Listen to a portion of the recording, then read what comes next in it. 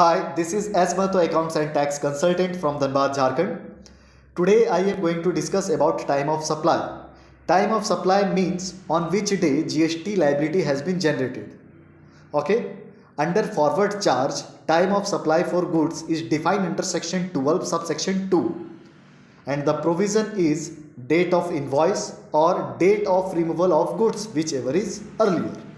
Okay, and time of supply for the services under forward charge is defined under section 13 subsection 2, and the provision is date of invoice or date of payment, whichever is earlier. Okay, remember one more thing. In case of services, if invoice has not been generated within 30 days from the provision of services, in this case time of supply will be earlier of the date of payment or date of provision of services.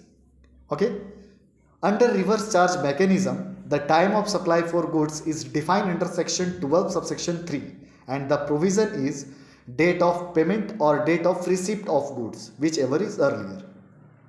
In this case, if payment is not made within 30 days from the date of invoice, then the time of supply will be earlier of the date of receipt of goods or date immediately after the 30 days, which is 31st day.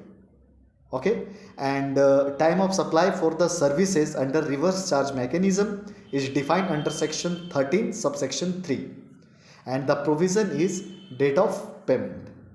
Okay, and if payment is not made within 60 days from the date of invoice, then the time of supply will be date immediately after the 60 days, that is 61st day.